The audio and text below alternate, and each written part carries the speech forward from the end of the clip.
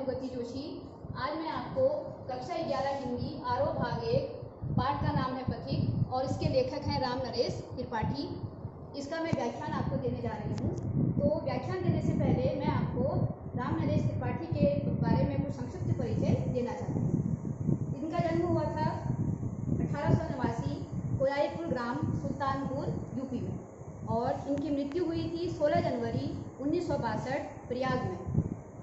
बचपन से ही इनके मन में राष्ट्र प्रेम भरा हुआ था क्योंकि जो इनके पिता थे वह एक सेना में अधिकारी थे। इसके अलावा इन्होंने प्रकृति के का वर्णन भी बहुत अच्छा अपने कविताओं में किया है।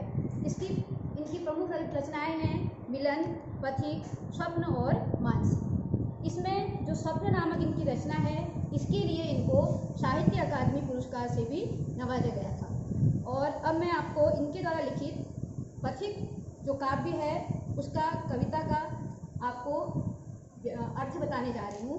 इसमें सबसे पहले ये बताना चाहती हूँ कि पथिक का अर्थ क्या होता है। पथिक का अर्थ होता है पथ पर चलने वाला। पथ पर चलने वाला मतलब जो कवि है वह चलता हुआ जा रहा है और उसको अपने चारों तरफ फैले हुए जो प्रकृति है, प्रकृति का मतलब वह चीज़ें होती हैं जो हमको ईश्वर द्वारा प्राप्त की होती हैं और जिसकी रचना ईश्वर ने की होती है और हमें पुरस्कार के रूप में दी होती है। तो उस प्रकृति को देखकर कवि का मन चाहता है कि मैं इस प्रकृति के बीच ही रहूं और इसका जो सुंदरता है इसका वर्णन वो हमसे कहना चाह रहा है कि कैसा इसकी सुंदरता है, क्या है। जिस प्रकार सूर्योदय होता है उसमें क्या सुंदरता होती है, आसमान में बादल अलग अलग रूप लेते हैं उसकी क्या सुंदरता है, रात की सुंदरता और सूर्य के निकलने पर हमारे आसपास जो परिवर्तन होते हैं उसकी सुंदरता, इन सब के बारे में पथिक में राम नरेश त्रिपाठी जी ने बताया है। देखिए पहला है इसका, प्रतिक्षण नूतन वेश बनाकर रंग बिरंग निराला रवि के सम्मुख थिरक रही है नवमय वारिद माला। प्रतिक्षण का मतलब होता है हर समय। नूतन का मतलब होता है नया और रंग बिरंग का मतलब अलग अलग रूप, अलग अलग रंग से। और रवि मतलब सूर्य और सम्मुख का मतलब होता है सामने और नव का मतलब है आकाश, वारिद का मतलब होता है बादल और माला का मतलब जो बादलों की जो श्रृंखला होती है उसको वारिद माला कहा गया है। तो नीचे नील समुद्र मनोहर ऊपर नील गगन है, घन पर बैठे बीच में बिछड़ूं यही चाहता मन है। जो कवि हैं वो समुद्र के किनारे खड़े हैं और वह आसमान की तरफ देखकर बता रहे हैं कि जो बादल हैं, जो बादलों की श्रृंखला है वो एक माला के रूप में आसमान में है और उनको देखकर ऐसा लगता है कि उन्होंने अपने रंग बिरंगे अलग अलग प्रकार के रूप धारण किए हैं और वह हर समय सूर्य के सामने क्या कर रही हैं, नृत्य कर रही हैं, थिरक रही हैं। फिर है नीचे नील समुद्र और नीचे क्या है, जहाँ मैं देख रहा हूँ उस आसमान के नीचे नीला समुद्र है, मनोहर मतलब मन को हरने वाला, ऊपर नील गगन है और ऊपर नीला आसमान है, घन मतलब बादल। तो इस सुंदरता को देखकर कवि का मन चाहता है कि वह इन बादलों में बैठकर इन सब के बीच में विचरना मतलब घूमना चाहता है। फिर है अगला है रत्नाकर गर्जन करता है मलया नील बहता है हरदम यह हौसला हृदय में प्रिय भरा रहता है। रत्नाकर का मतलब होता है समुद्र का मतलब रत्न जहाँ पर बहुत सारे रत्न प्राप्त होते हैं इसलिए उसको रत्नाकर कहा जाता है। गर्जन का मतलब गरजना। मलय अनिल, मलय का मतलब होता है, मलय एक पर्वत का नाम है और अनिल मतलब होता है हवा। और मलय हरदम यह हौसला हृदय में प्रिय भरा रहता है। वो कह रहे हैं अपनी प्रिय से कह रहे हैं कि हे प्रिय, मेरा हर समय यह मन में मेरे यह हौसला है, मैं यह चाहता हूँ कि मैं क्या करूँ, इस विशाल विस्तृत महिमामय रत्नाकर घर के कोने कोने में लहरों पर बैठ फिरूं जी भर के। और मेरा मन ये चाहता है कि जो रत्नाकर गर्जन कर रहा है समुद्र और उसमें से क्या हो रही है, मलय पर्वत से सुगंधित हवाएं बह रही हैं और इन सबको देखकर मेरा मन चाहता है कि इस विशाल महिमामय जिसकी कोई महिमा नहीं की जा सकती रत्नाकर के घर कोने पर किस पर बैठकर, इन लहरों पर बैठकर इस समुद्र के कोने कोने पर मैं विचरण करूं, मेरा ऐसा मन चाहता है। फिर अगला है निकल रहा है जलनिधि तल पर दिनकर बिंब अधूरा कमला के कंचन मंदिर पर मानो कांत कंगूरा।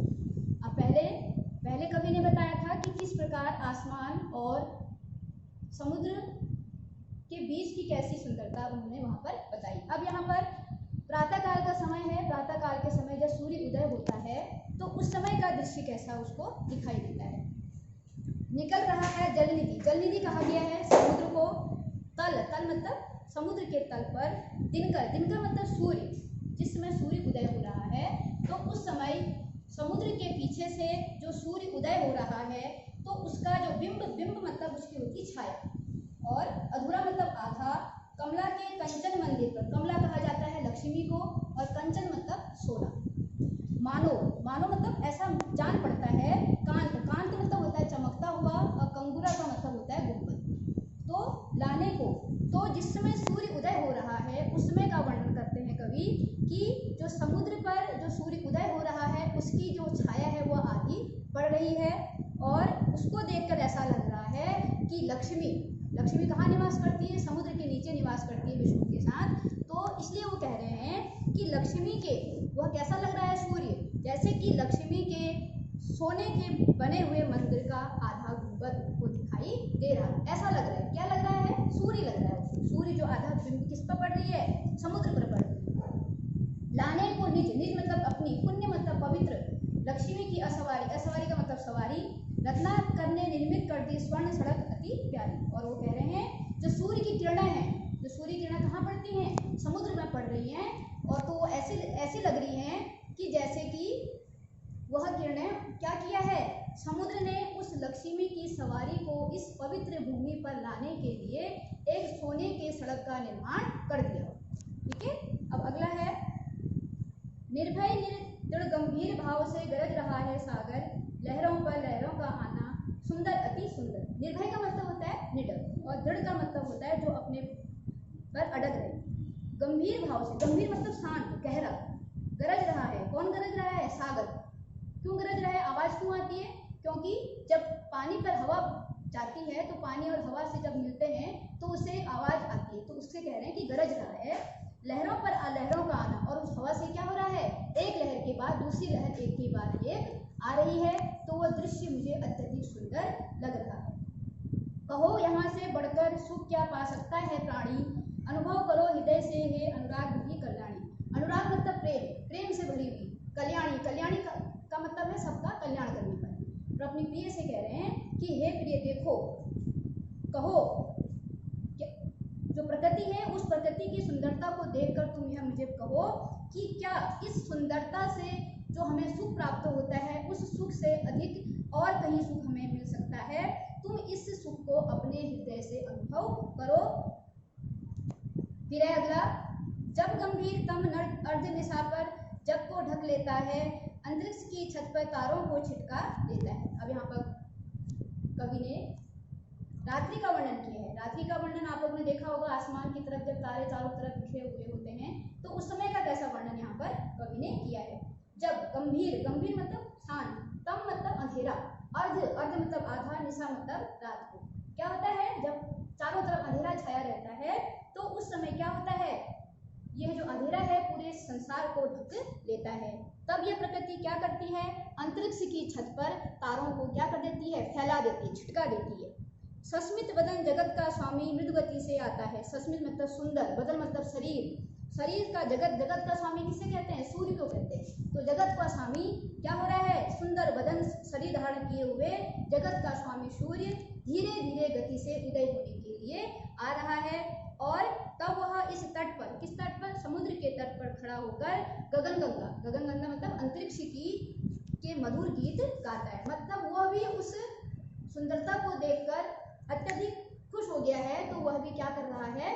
उसके लिए मधुर गीत गाने शुरू कर देता है।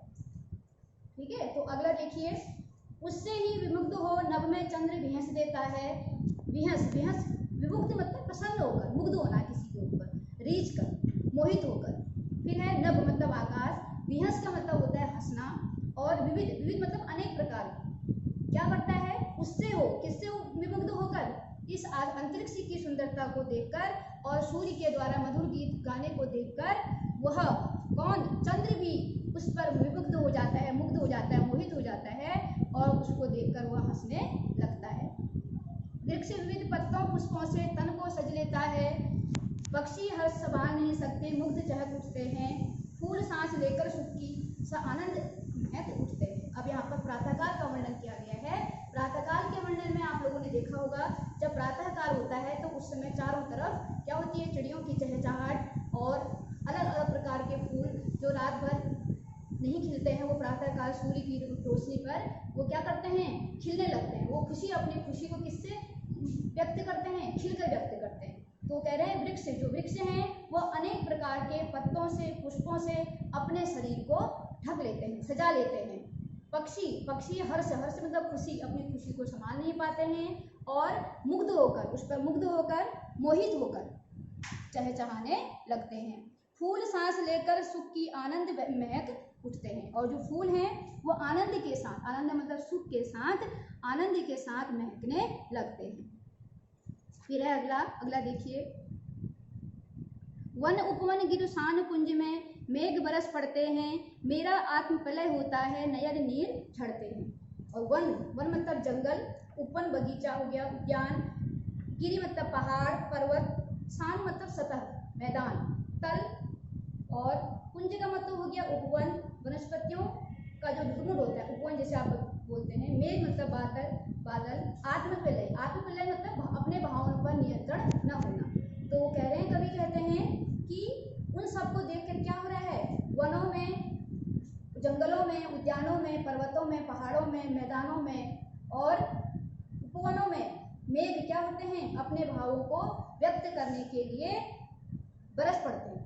इतनी अधिक उनको खुशी होती है कि वह उन पर अपने उस पर वो बरस पड़ते हैं। और कवि कह रहे हैं कि इन सबको देखकर मैं अपनी भावनाओं को अपने नियंत्रण में नहीं कर पा रहा हूँ और खुशी के मारे मेरे आंखों से आंसू झरने लगते हैं। पढ़ो लहर तट तृण तड़ो गिरी नभ किरण जगत पर प्यारी, लिखी हुई है मधुर कहानी विश्व विमोहन हारी।